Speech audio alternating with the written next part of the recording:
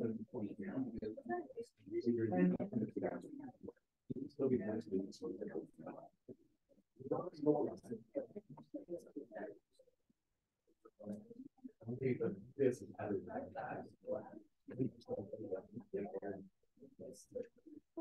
good morning, everyone. As usual, glad to see you guys here so bright and early and cheerful and talking to each other. I hate to interrupt that. It's my other class, they don't talk to each other, so it's good.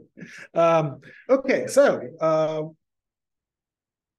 let's see. What did we talk about last time? That was so long ago. We talked about what we're going to be doing for the next 3 weeks and the essay that ultimately we're going to do about artificial intelligence. We discussed the essay, Will ChatGPT Kill the Student Essay? And some of the things that we came up with about that is, a lot of people pointed out, it says appropriately, over-reliance, relying too much on artificial intelligence. Hey, good morning. Yeah, you made it. You found parking. Yeah. Grab your thing, calm down, take a seat. Over-relying on AI diminishes self-knowledge. Well, that's something that I think we're going to be talking more about today as we talk about the essays you generated using ChatGPT. By the way, I've really been looking forward to this class. I think this should be a fascinating discussion, and I have absolutely no idea where we're going to go with it. So, so this is very much up to you guys. We also talked about, the article points out that teachers, professors, educators, instructors need to design assignments that truly matter to students, that they don't necessarily want to over-rely on AI. Maybe they do want to use AI for a portion of it, but not completely to completely do the assignment. So I thought it was a very good essay, Will ChatGPT Kill the Student Essay? And it's a potential source of research for you, along with other things that we'll be talking about. So what are we going to cover today? We're going to talk about AI topics that you might want to write about for your essay that's coming up in just a few weeks. Due on, I think it's Thursday, October 26th, if I'm not mistaken. Yeah, it says so there, due October 26th. So I'll talk about some potential topics, but as with anything, it's wide open to whatever you want to write about. Then we're going to get at your essays, which were fascinating, and I think a lot of people had fun with this assignment, and it was an interesting assignment. So I'm actually talking about it. It was really fun. Okay, we got fun. Who thought English 1101 was going to be fun? Go figure. Anyway, we'll get to it. You guys are very rambunctious today. Okay, and then you're going to have an assignment for Thursday, which on Thursday in class, we're going to have breakout groups on various topics surrounding artificial intelligence, and I'll talk about that assignment and the breakout groups at the end of class. Here are some topics for your essay. Now, just as I said today, I don't really know what we're going to talk about. What this essay exactly is very much open to change and up for grabs. I'm designing it on the fly. With that in mind, what I want to do here is describe some topics that I think are good potential topics for you to write about. But then I'm going to actually pull up the description from D2L of the essay, and I'd like you to take, is that for me? I'd like you to take 10 minutes to actually read the description, because rather than me make up a slide that says what it says, I think you reading the assignment is a good idea at this point. So I've got two broad categories of topics. One is AI and what it has to do with education. So typical topics to write about for that is, should students be allowed to use ChatGPT and AI in general in college? How should colleges address the challenges that are posed by artificial intelligence? And what should an AI policy for a course like this course, or school in general, how should GGC design its policy for AI and GGC, for AI in general? So those are some good topics you could write about for your essay. Others are sort of broader, making it broader things than just education. What are the benefits and threats to society in general? Tyler, you and I were talking this topic earlier. And what are some philosophical issues with humans even developing artificial intelligence? Some are fairly specific things. They're very specific, contained issues. How do we address copyright concerns? AI is using things that are subject to copyright and just rating them. What happens when an artist writes a song and it's used by AI or a portion of a novel? Privacy issues. I probably should have told you this, and you probably already know it. Everything you're putting into ChatGPT is being used by ChatGPT and could show up elsewhere. So don't put your personal information there. I mean, you can describe what you think, but if you started describing your own personal life in detail, it's now there is no privacy in ChatGPT. It's now part of its database on which it's determining future responses. AI has biases. It's based on the internet and other sources, other databases that have absolute biases. So it's going to repeat them and reinforce the biases. Should the development of AI be regulated or slowed down? There was a famous, quote, open letter sent about 4 or 5 months ago by a group of very high-level tech people, Elon Musk, Mark Zuckerberg, signed it and said, we need to stop the development, temporarily stop the development of AI. It's too dangerous. It was basically ignored. Should AI replace much of human writing? Are we reinventing the way we write? And is that something that's okay? Is there a line between human creativity and AI? Is AI generated art or music the same thing as human generated art or music? Can machines think? We're calling it artificial intelligence. Is it intelligence? Or are we just pretending that this is intelligence? It mimics intelligence. And ultimately, is AI more of a benefit or a threat to society? So all these are topics that could be, and I would say all of these as well, they're good topics for this essay. This is a relatively limited essay. Anything here you can start on in this and then expand on when we get to the final project. Now, I recognize I have not given you a full description of the final project because I'm designing that too as we go. I think next week I'll probably roll out a description of it. But for now, just remember, it's bigger than these essays. That's going to be more like 1,200 to 1,500 words. It's definitely should be more convincing and argumentative in nature. And will require somewhat more deeper thinking and research. So these are the topics. What I'd like you to do now is go to D2L, and if does anyone not have access to D2L either through phone or something? If that's true for you, I can scan through this. But take a look at the essay, the assignment, argumentative essay on artificial intelligence, and you'll see there right up front, there's a note. The description of this assignment will be updated as we progress with our study of artificial intelligence.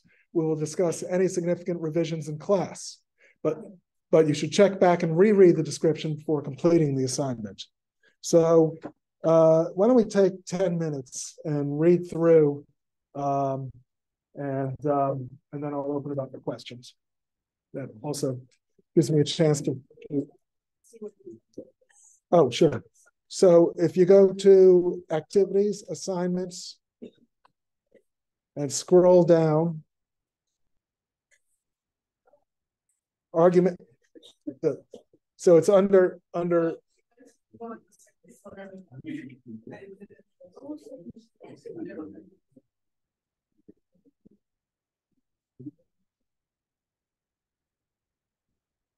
And I'm going to go grab a bottle of water.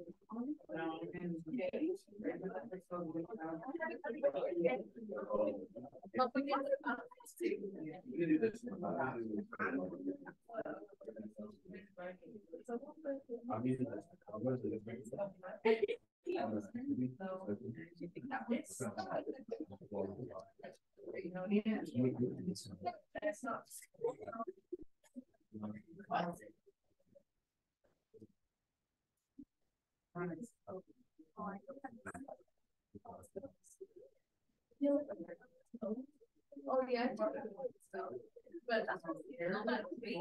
I used to make. Oh,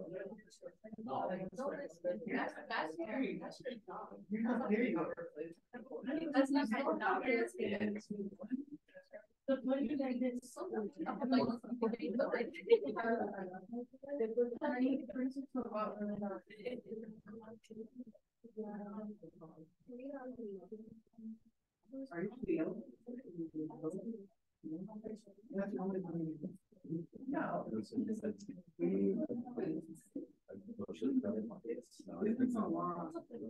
like, yeah, that's true.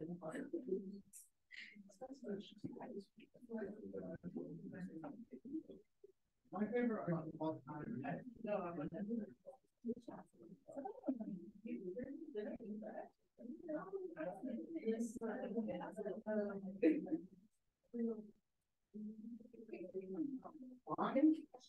no, I'm not necessarily know this with that.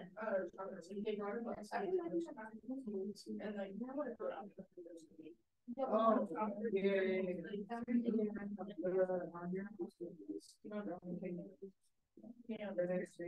yeah, it sucks. Yeah. That was a good argument. Yeah. It's bad. I feel it's good that they have Alabama.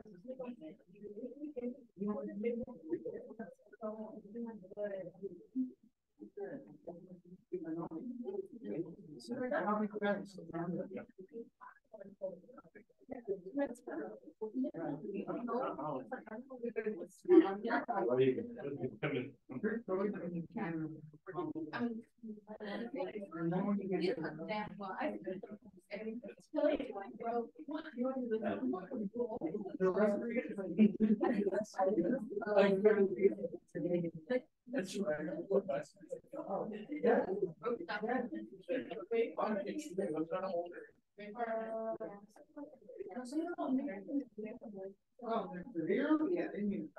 I should have warned you that while I was gone, this was still recording. So anything you guys said, I know.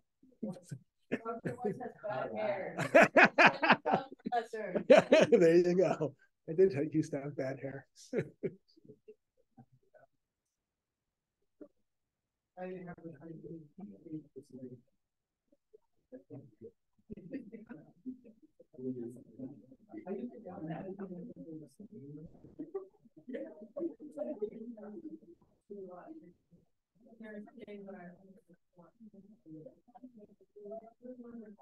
Did you two share your essays with each other as I suggested? Oh, get out of here. No,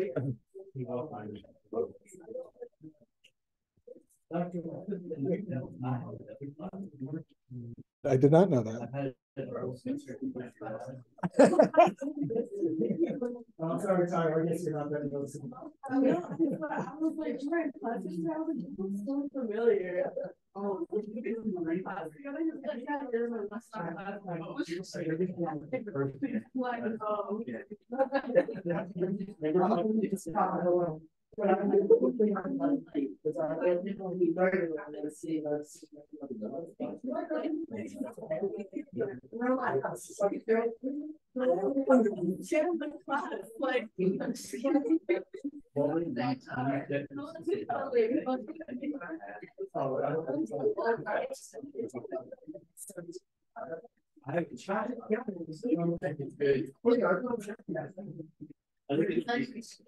Yes. I don't think we have that long. Why not? You won't be able to.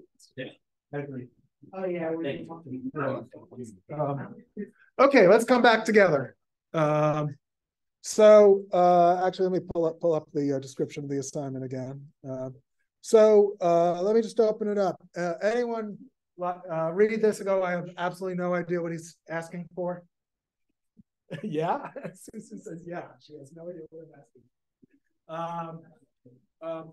Okay, so short of that, what are some elements of this that are, not so clear about what we're looking to do with this essay?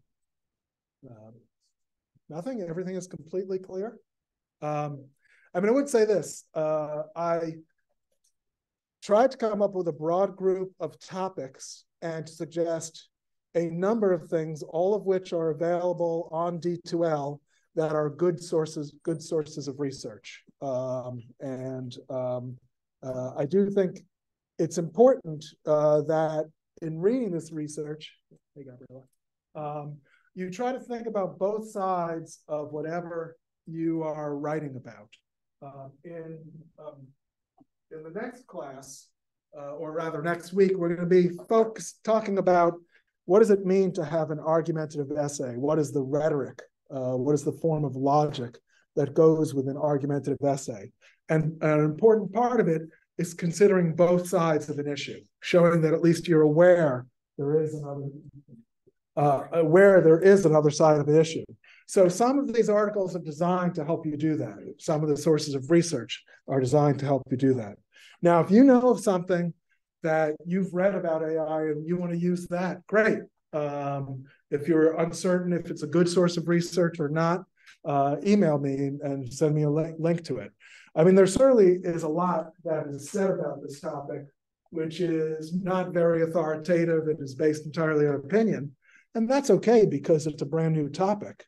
But there should be some basis that the person speaking should know what they're talking about. Having a student just say, yeah, I used ChatGPT, the professor failed me, he stinks, ChatGPT is great, would not be an appropriate source of research. It's just one person's opinion. So I've suggested a number of topics. You're going to get a chance to consider which of these topics you're more interested than others and which sources of research you're more interested in others for the assignment for Thursday, where on Thursday we're going to have breakout groups and each will have read one or more articles that I've recommended and then come back and present it to the group. And each of them is associated with a specific topic related to these topics. So you'll get a chance to start exploring it this Thursday. Okay, well, sounds like everyone's pretty clear on it. And I've got, as always, you might not have read it now, but take a look at the rubric. It's a good idea to know what I'm looking for. And it is also subject to change. Okay, so no one wants to take the opportunity, you're on your own.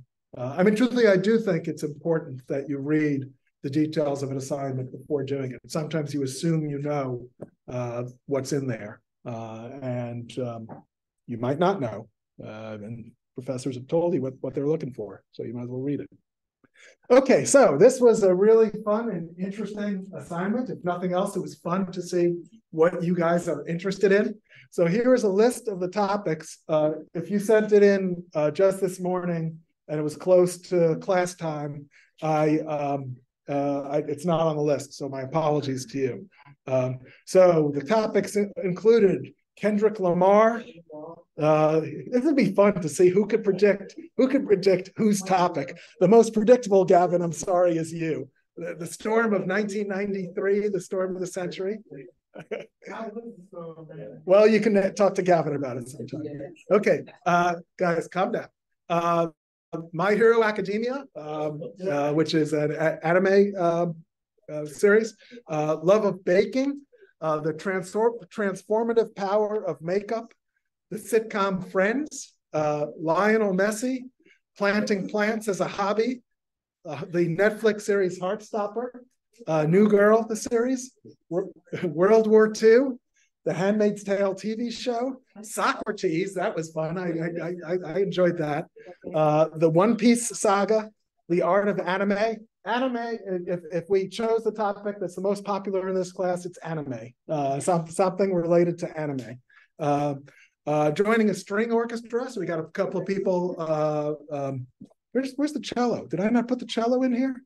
Okay, I apologize to the cello player. It ought to be in here. Joining a string orchestra, K-pop in general. My son is a big K-pop fan. I've seen a number of K-pop concerts. I've been to a Twice concert. It was really good. Taylor Swift's album Speak Now, the Dragon Ball anime, and Hunter versus Hunter x Hunter anime. It's Hunter. Hunter. Okay, I will admit complete ignorance on these topics, but I'm learning about these topics from you guys. So it is interesting to see the topic. What about the X? It's a silent X. Hunter. Why is the X there? Well, that's the title. Because that's the title. Okay, so that was the topics. Here are some of the comments that came up, and I wouldn't say, I mean, there are certainly themes that come up, but it wasn't unanimous and it wasn't consistent. I'm going to run through these comments and then I'm going to open it up just for discussion because this is very much a discussion-oriented assignment. So I would not recommend ChatGPT. Do your own research and learn true details. On the flip side, I'd give this essay 100. Initial prompt telling ChatGPT who it was, then adding my own writing style to it. That whoever wrote that is you developed one of the most effective prompts for it. Using the tricks the video taught us helped AI write an effective essay that made your professor's heart feel good. That assigning a video to watch was actually worthwhile. Did an excellent job, closely resembles what I would have written. Problem with a number of words, but overall way better than I expected. If it's a topic I didn't care about, I probably wouldn't mind this essay. It feels as though I have little impact on the writing process. If something I had to turn as my own voice, I would probably fail. If I were to write an essay about this myself, it would have more feeling. I wouldn't turn this in because I feel like you can tell it isn't my voice. The facts were all true, but not much depth on anything. ChatGPT helps brainstorm, but I'd rather my voice to submit an essay. Using AI is a terrible idea if you're trying to include your own personal voice. Paper deserves a solid B+, and frighteningly on point. I forget what else is this. Who said frighteningly on point? That was you, Susu. You know what else it says so I don't have to move that thing? Or let's move it. Frightening on point, but lacks depth. That's what you said. Which, as I said to you, frighteningly on point is a phrase ChatGPT couldn't come up with. I don't think it would come up with. So I have on the next slide some suggested discussion topics, but it sounds like I'm not going to need those. So who wants to talk first about this process?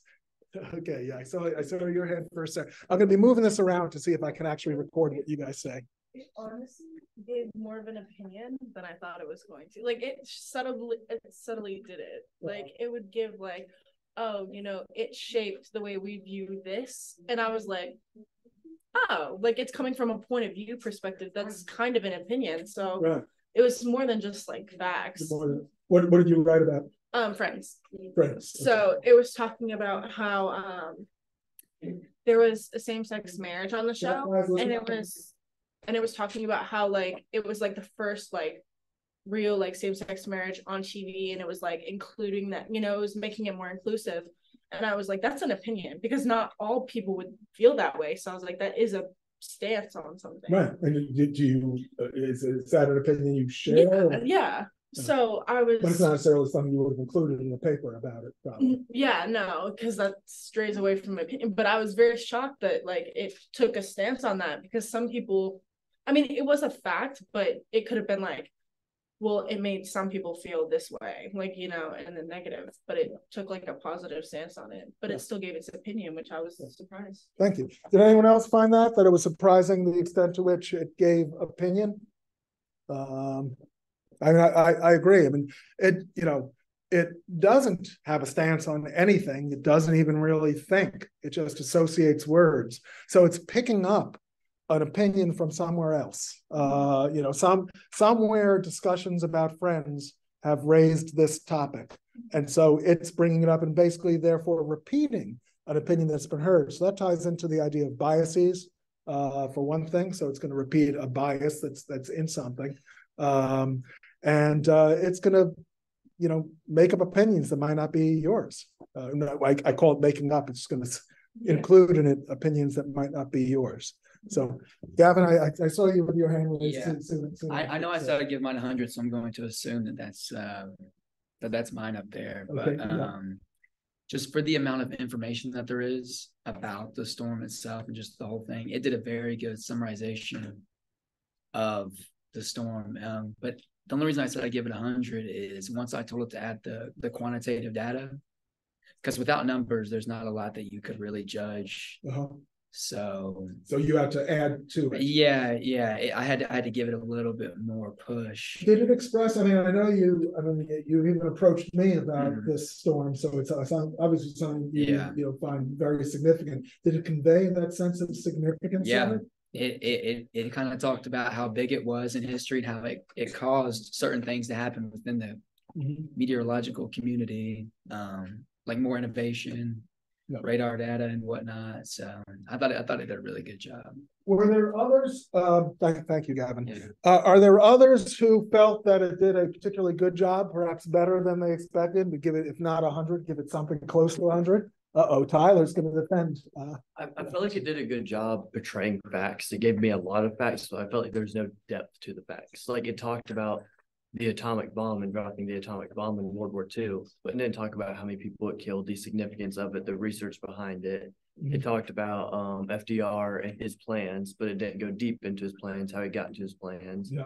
It talked about how we were in isolationism before the war, but didn't talk about really the adjustment to going into wartime and all that. So it had a lot of facts and it hit on like 5 key things, but there was no depth in those key things. Okay.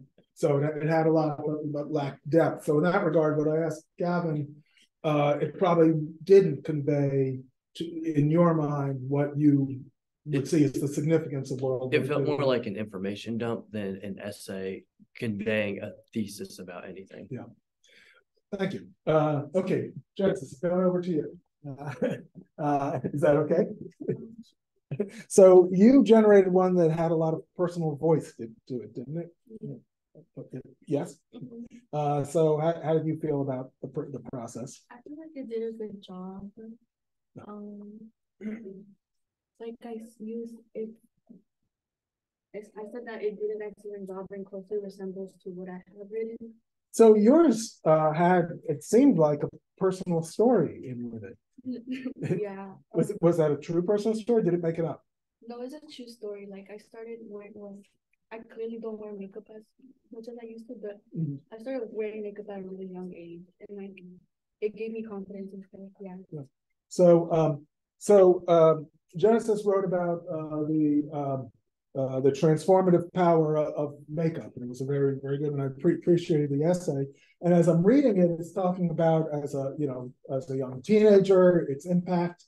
And so I'm interested, what prompts did you how much did you tell it about you? Because it didn't look to me like you had told it that much about you. No, I did. So you just described your sort of general situation. Yeah, I just told it to add examples of like what happened during COVID. Like I just told her to an example that could have happened in COVID. Yeah.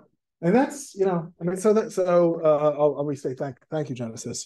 So Genesis put in some details, for instance, describe the influence, how it felt during COVID, whether you're putting on makeup or not, and sort of, and so it used that, and it sort of made up a story, but it was close to your story, so it's okay in your mind. So you would feel okay about submitting this as an essay if someone asked you to write about it? Yeah, it's Genesis was one of the first ones to come in, and I'll be honest, it scared the crap out of me because this is not the point I was trying to make. Not that I know exactly what point I wanted to make, but I'm like, if all the essays come in like this, and students conclude this is in a very easy way generates in seemingly my own style and with elements of my own story, why write? Why bother writing? And I'm like, if all of them come in like this, I need to change what I'm going to talk about in class. And I might need to quit teaching anyway, because, why the hell bother?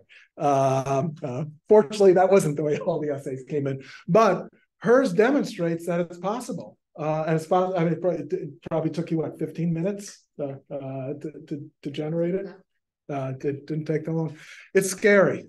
And I've said to friends of mine, I still don't know what this means. So for those of you, and we'll start to explore those of you who had not as positive an experience about it, and generated something that you thought it really lacked depth or it didn't do the job I wanted it to, remember that someone in class was able to generate something on a topic that's of deeply personal nature to her, and got something acceptable, more than acceptable, potentially good. So it's interesting. Let me now I have to be more than fair. I have to be hopeful for myself. In fact, I want to teach writing. So how about someone who really thought this just did not do the job? Anyone want to step up for that side of the equation? Okay, I see that Anella's being forced to talk. Oh no, Danielle is trying to get Anella to talk. Danielle, you have to talk. She always tries to force me to talk. So how was yours? Oh, okay. So I put in like 3 different prompts, and like it did what I said, but I felt like it was very like choppy. Like it would talk about like one season and then the other season and then the other season. What was your topic? New Girl. New Girl, okay. Yeah. And it was just kind of choppy, but it had like good things. It just wasn't like the structure wasn't good. Okay. And would you be okay with submitting it as an essay about New Girl if someone asked you? Definitely not. No. Definitely not. Yeah. So good. Okay. So so you did a few prompts though. You did try to get it to do what you wanted it to. It just didn't do it. Yeah, I'd said like talk like a college student, and it had like good things, but it just like didn't sound like a human. Like it was just like too like informational. Too informational. Yeah. Anyone else find that? Well, you were very happy with yours. Yours was more informational, but you thought it wasn't including the right information. Anyone else find that what it generated was more informational, not really lending perspective, personal perspective? Oh, okay. I'm moving over here. David. Well, I put in the one for One Piece, and I don't think nobody could fit in a 500-word essay, 1,000. I felt that exact same thing about Shakespeare. Yeah. I mean, I couldn't write a good 500-word essay about Shakespeare.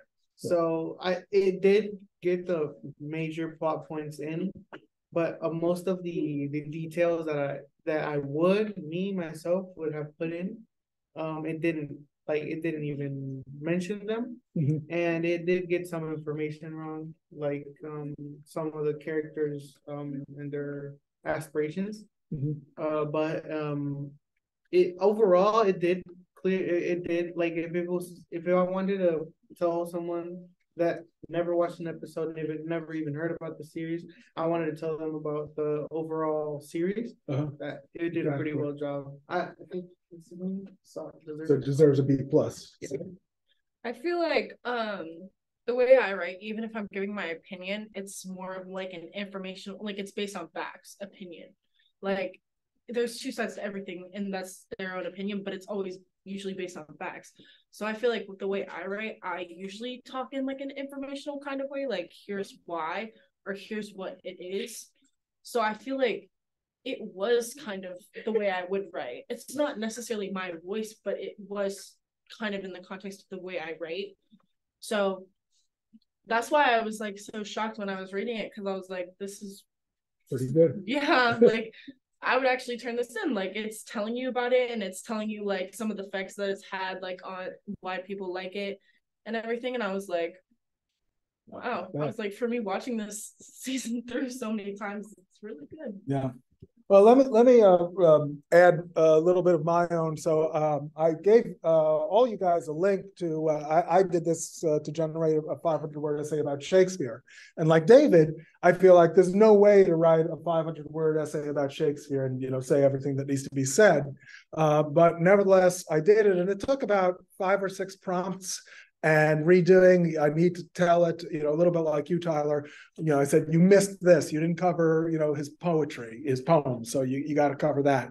And you called, I shift, it called certain plays written during the middle period early. And I said, no, those aren't early plays.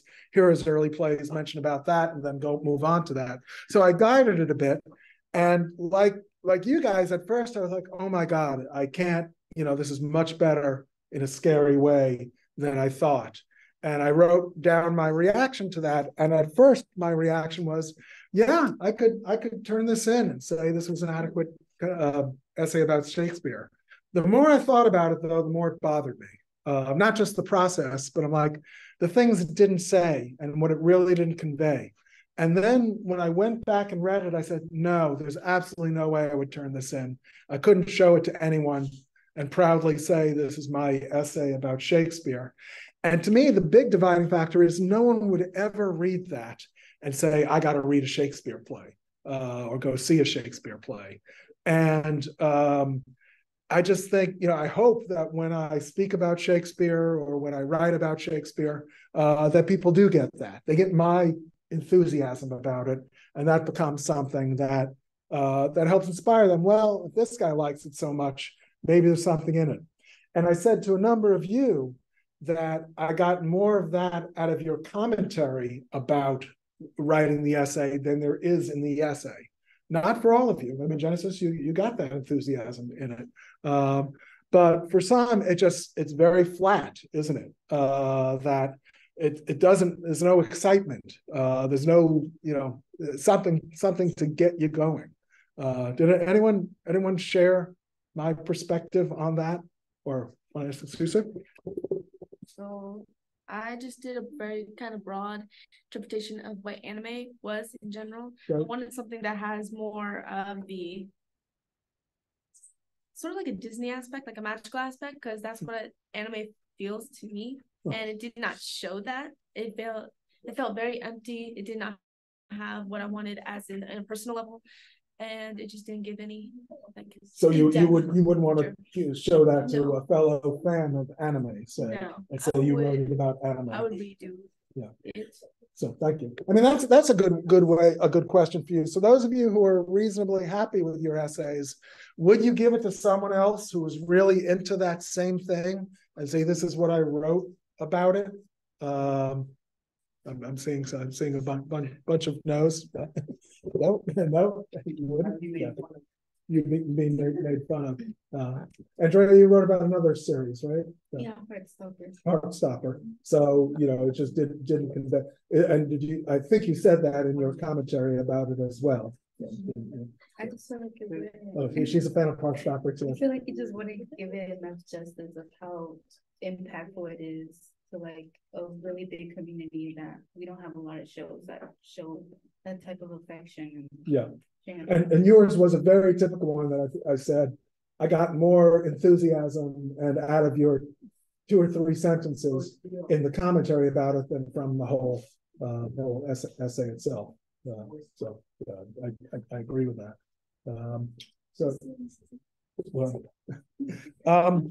Anyone? Ariel? Like I like mine. Mine was about a show as well, and I'm kind of wondering if the difference was in the prompt. Like the first sentence of my prompt, I like described like a quick brief thing about myself and about you've watched the show more times than you can count. I wonder if like that's what made the difference between like mine and then like other people who did a show. Right. So what did you write about? My hero.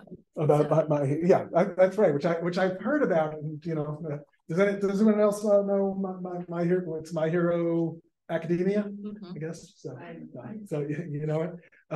So you guided it, and I think you were the one who said that the video was helpful, or didn't you say something about the The video was helpful, but I don't think I mentioned the Okay. video in mine. Okay, so someone else did. But so in the guidance on doing an AI prompt or ChatGPT prompt, the first thing it tells you is tell the AI who it is. Now you're telling it who you are, and that's sort of telling it who it is. Now, telling it who is in part is also saying, if you're telling it to write an essay, you're telling it to write an essay, and maybe you would say something about who you are in writing an essay. So you're telling it who it is. Or maybe you're also telling it who it is in terms of you're looking for feedback, but not necessarily for it to write an essay. That's also telling it who it is. But in some way, you're setting the stage for it. You're not just saying, write an essay about my hero academia or about anime in general or Heartstopper. So that is an important factor. So if you didn't do that, think about if you had done that. And in my Shakespeare one, I gave a lot of context to it. A lot of, here's both how long it is, what purpose I'm writing it for. I wanted it to express enthusiasm for Shakespeare. Still didn't do nearly as much as I'd like it to. But setting the stage for the AI with the prompt is important. And this gets at a broader topic of prompt engineering. Much as it feels as if there's limited creativity in getting AI to generate something, there is creativity in creating prompts.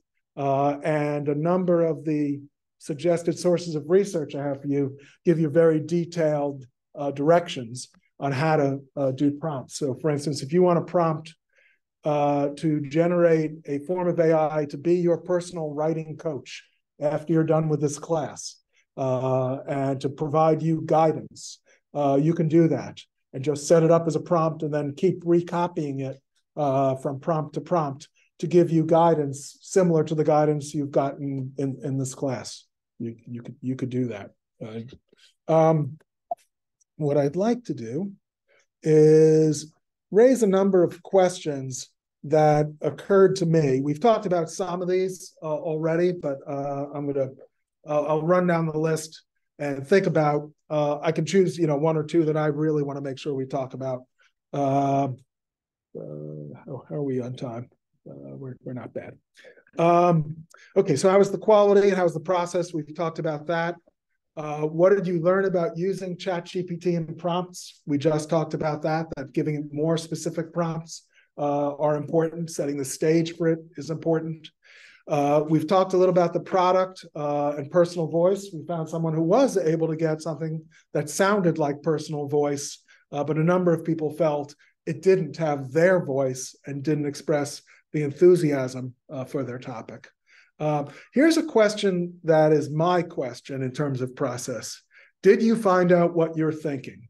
If we go back to Joan Didion, and I write entirely to find out what I'm thinking. So if that is one of the principal purposes of writing, is as you write, discover what you think you're thinking. Did this do that for you at all? I'll pause at that one because I am very interested in the answers to that. Anyone any feelings about that? I'll kick it off. A little bit, and for the most part, no. But certainly when I think about how do I even address the topic of Shakespeare, where do I start, and what are the key points that are out there, it pointed out some things I might not have included, and it made me think about whether they are important or not, and whether the way it said it was right or not. And so then I would shift what it said. I made it rewrite and rewrite and rewrite. And if we're, a human being, it would get very annoyed with me, I'm sure. It would be impatient. But there are used, quote, appropriately, and I'm hesitant even to use that word anymore because I don't know if this is appropriate or not. I don't know if there is an appropriate use of it. But used more effectively, it can generate, I think, some thoughts in your mind as you're guiding a machine to write for you. Anyone else think that or find that as they were writing? No? No? Okay, if that topic doesn't interest us, we'll move on. Yeah. Did you learn anything more about your topic from having ChatGPT? I mean, I'm seeing a bunch of no's. No, nothing. And yeah, I don't think you do. And maybe that's my own answer to my first question of do you find out what you're thinking? Because when I do write, I do want to learn more about my topic. I do want to find a point where I say, I've got to look that up. What year was Macbeth? And where did it fit? And so I learn about my topic as I'm writing. And when I wrote the Wikipedia page for Samuel Daniel that all you guys have read and thoroughly enjoyed, there's going to be a quiz on Samuel Daniel at the end of the class. I certainly, in writing it, I learned about myself. I learned about what I thought of Samuel Daniel, and I learned more about Samuel Daniel, in part because I had to do research and because I thought about things deeply that I would not have otherwise thought about. Question, which is more important, the product or the process? Writing. Process. Haley, we'll get you. Okay, how do I put this? Hold on. Words in my head. Words. I don't know. You want to ask ChatGPT? Oh my god! No, I'm kidding. Don't. No, I feel like it's like I can't run this as a day. God, the rudeness. I don't know. I feel like the product of writing, especially when like your major isn't like towards being like the best writer. You're a writer. If it is an improvement upon like what you do, how you communicate, and you're able to like process information and like learn about it yourself, I feel like the process is more important. Oh, so it's interesting. I thought you were going to be going with product because you started with, if you're not a writer and you just want to generate something, the product might be important. But you're saying if you're not a writer, the process is especially important. Yeah, because like I don't know. It's writing is like such an important way of communication that like if you don't know how to do it quote unquote correctly, or even like in the slightest, if you're not able to process your own like thoughts right and communicate them properly, then like what's are you saying something like what the article said about learning to ride a bike, that falling off the bike is a really important part? That's how you learn to ride a bike, and how you learn how to write and how to communicate and how to get ideas across by trying it and getting it wrong and doing it not very poorly, very well. I very much value like the trial and error of things, be it writing or anything else. So I think there's more value in learning how to express yourself in the process than just getting a random prompt and shooting it out. Thank you, Haley.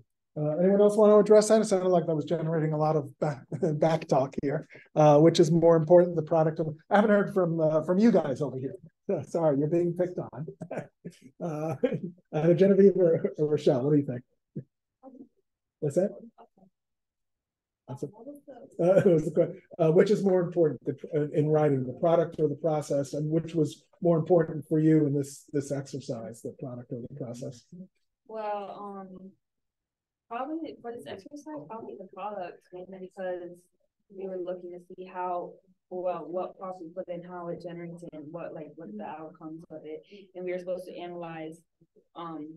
So you get something good. I mean, something that you could present was the point of it, because you're using the assignment is generating something for an assignment. Let's say, imagine you're given an assignment. But I feel like in general, the process, like I said in mine, I feel like doing the research. Guys, listen up, please. Doing research and actually getting an understanding of what's going on and what you're actually writing about is more important than the actual product, because you have that knowledge to be able to put it down in the first place. Thank you, Rochelle. And you're getting at, Rochelle was bringing up a number of things that are related to what I'm really talking about here when I'm asking about product or process. You're at school and you got to generate essays. And which is more important, the product or the process? It's a tough question. And for this assignment, Rochelle's pointing out, well, I was told I'm generating an essay for school, so I damn well better have an essay when I'm done with it. So the product is more important. And maybe that's telling us something about the assignments we're doing at school, that they are emphasizing too much of the product. Because you say, and I agree with you, that for the purposes of this exercise, product was more important, but in truth, process is more important. And so I've written comments, I'm on a Facebook group that discusses this all the time, that I'm saying, I think we all need to reevaluate how we are evaluating essays from our students. And I'd much rather get an essay that had grammatical errors in it and wasn't technically accurate, but expressed an actual personal point of view, than get a perfect grammatically correct essay that had not depth depth to it. And if you're the sort of professor who's been taking off points for run-on sentences and misplaced commas, think about what you're getting students to do. You're going to be pushing them toward, because a machine can now do that for you.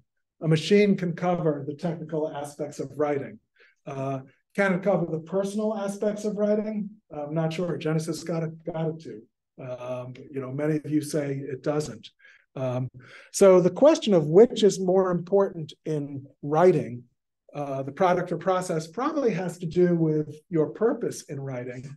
If I'm writing about Shakespeare, I'm doing it because I love Shakespeare and I want to tell someone about it. And if I'm doing it to pass a class, okay, that's a different thing. And we all have limited time. So I don't blame students for, finding the time to take over there. Yes, sir. I think it also makes you want to write more if you use ChatGPT, because if it's something that you do like, or even that you're just like kind of iffy about, and that something isn't explained that right or it's incorrect, you're gonna want to change it and be like, okay, well, here's what I meant, blah, blah, blah. And then that actually gets you to encourages you to write. Because some people, I know my roommate, she actually has a hard time finding out how to start an essay, and so it's she was having to write, and so she'll actually use ChatGPT for an outline, and then she'll read it and she'll be like, okay, cool, now I know there are some points that I want to put in, and then she'll write her own.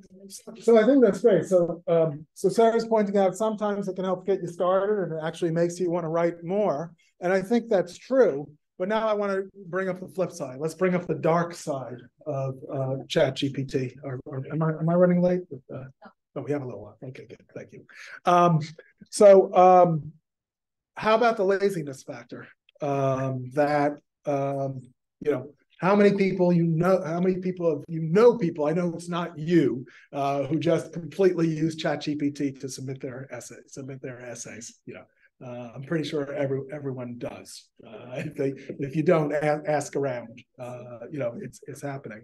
So in an ideal world, you're using it to get you started, using it to brainstorm, but many students are simply using it it's 5 minutes to class, boom, I can get an entire essay about Frederick Douglass done, in the 5 minutes before class. Don't have to read the book, don't have to write, and can submit it.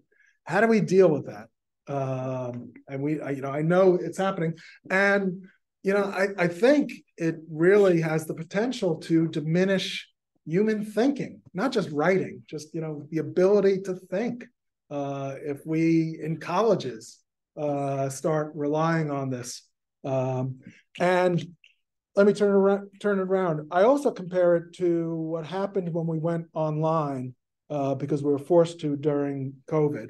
What I found at first, it was scary, but there were aspects of it that were exciting. It's like, okay, we're trying this new thing. When I was done with it, I was convinced this is very bad, because what this is for the quote good student, for the motivated student, for the student who could do it on their own anyway, not a big deal. For the student who really needs help, who really needs a coach, who really you're pushing them along and pulling, those are the ones who suffer most from it, from online learning. And I think the same is true of this. And if there's any value at all to learning in college, and I hope and think there is, this is going to, this has the potential to completely take it away from students who might benefit from college, but who are, more likely to take the easy route, not because they're bad people. I mean, we all have limited time, and you guys work. I have limited time. I have lots of papers to grade. When I thought about what essays do I want to include, what sources of research do I want to include for you guys, I could have just gone out to ChatGPT and said, tell me what things are out there, and dumped them in here. And then I could say, please give a summary of those, and do that as well. I avoided that because I wanted to actually read them. I want to make my own assessment. To the extent I've put summaries of them online, they are my own. At first, I was really, really tempted to get ChatGPT to do it because it's a good thing to have and it ought to be there. But I don't want to rely on it to do that. To me, that would be a crutch and it would be unfair to you guys for me to do that. But I absolutely understand people doing it. Maybe that leads to my next question. Is this cheating? Is using ChatGPT to generate an essay cheat in the way you did cheating? That's cool. I'm getting a yes from Sarah. Anyone? Genesis? Even though you got a really good essay out of it, to you, it's cheating. Yeah. Sarah? It's different if you use it for factors because it's almost like you're doing research in a way. Right. But if you use the whole thing in the same way if you plagiarize research. Yeah. Anyone want to stand up for that it's not cheating? And if you're not willing to stand up for it, why shouldn't we just say it's prohibited at school? What's that? You're going to use it, but so you're going to cheat no matter what. So, right? It is not. You're talking about you personally, Susu, or students in general? Okay, students in general. Yeah. So should that be allowed in high? Should cheating be allowed? No. Yeah, teachers don't look enough to catch it. Well, that Susa brings up an important point. Teachers don't look often enough. Teachers are overloaded, massively overloaded. I teach only 2 classes, and for me to find the time to grade and analyze all your papers is a full-time job. I don't know how teachers do it who have 4 to 5 classes. I do know how they do it. They can't do it as thoroughly. Tyler, you were about to say something? I forgot what I was to say. Sorry. Well, these are big topics, and these are is that hand raised? Yeah, I feel like to me, it kind of felt like we were like after we generated the essay, we were like analyzing it with our own knowledge and being like, okay, is this accurate? Is it not accurate? It kind of felt like we were reading like an article that you gave us, in a sense. And we were just like close reading in a sense. This is my thing. So this assignment in itself didn't encourage you to cheat, or you weren't cheating by what you did because it had in-depth analysis as part of it. Yeah, in my opinion, yeah. So, well, this is getting at my last question, which is a question DW, that's me. Question to self: have I created a monster? Is all I'm doing here is teaching you guys how to cheat better by even bringing this up in this class. Yes, Michelle. I feel like you're teaching us the ways, like the proper ways to use ChatGPT, and I also think that you're also showing us that ChatGPT isn't as great as it can be if we do it on our own. You're kind of just showing us the realities of it actually being an AI in the way that like. Guys, please listen to Rochelle. It's better if we would do it ourselves than do it with AI. So Rochelle's defending that this isn't cheating, it's treating, it's trying to teach more appropriate ways of using it that aren't cheating. So you wouldn't, there are appropriate or non-cheating ways to use it. And what we're trying to do in this class is to encourage those and teach those. Certainly, ideally, I'd like to think that's what I'm doing. I have my doubts at times. Anyone else want to address that question? Is all I'm doing here is teaching you how to cheat better? No. I feel like most of us hopefully have the capacity of morals. Yeah, yeah. Do students lack morals? All those high school students that I mean, it's a balance. Hey, I don't judge. I hope I don't judge you here. If you skip assignments, if you don't do all the reading, I mean, you may get a bad grade, but you don't get personal judgment. I mean, I understand there are times. I have a book club meeting tonight. I haven't finished the book.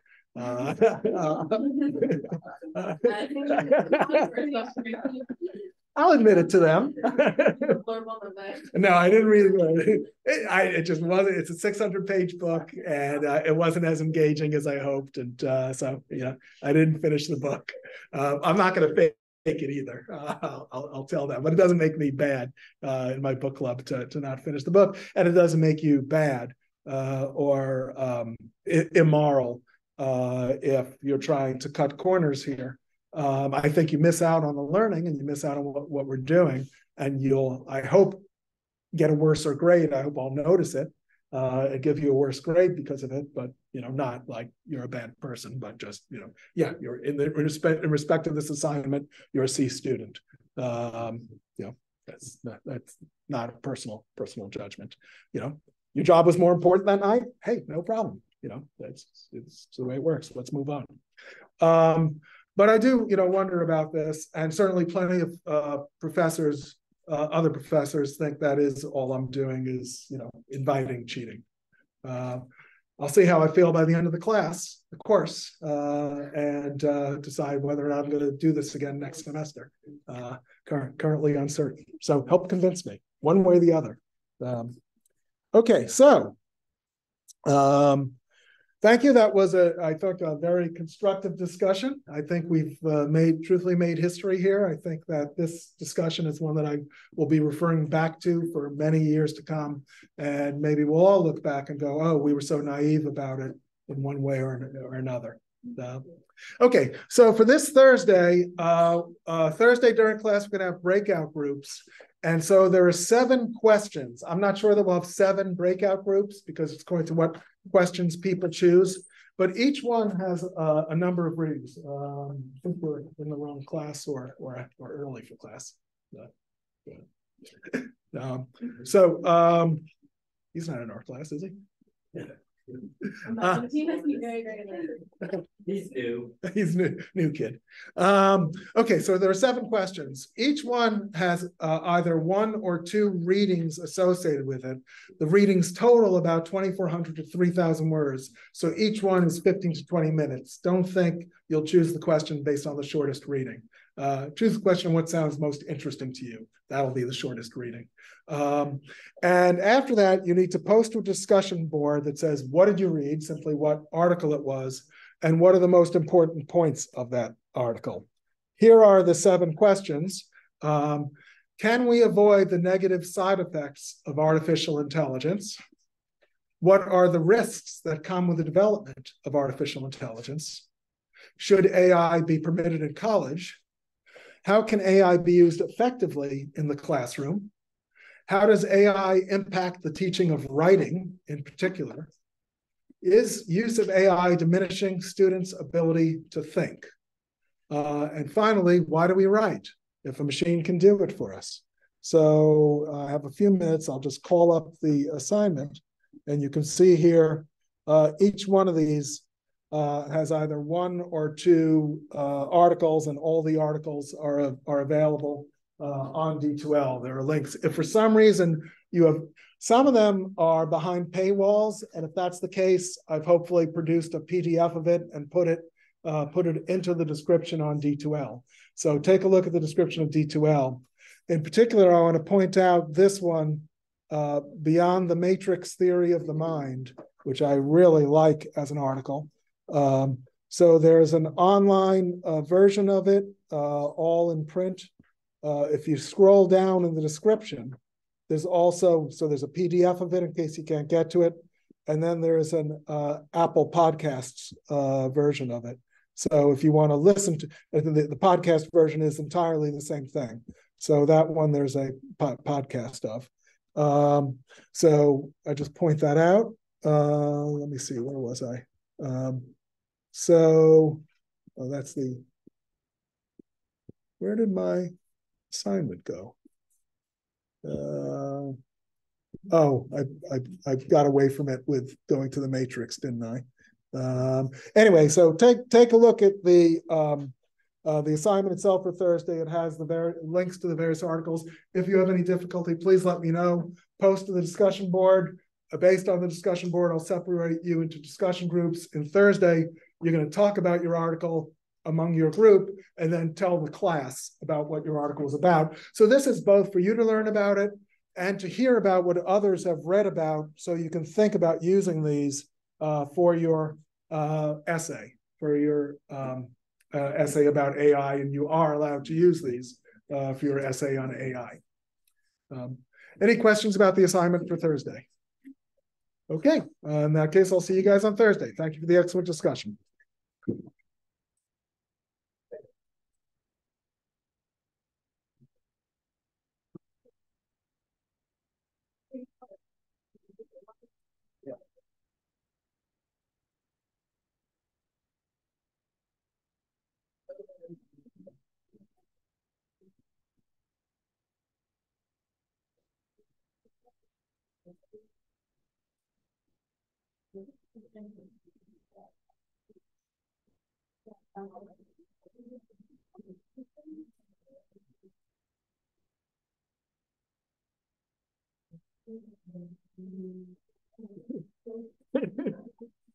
Scary.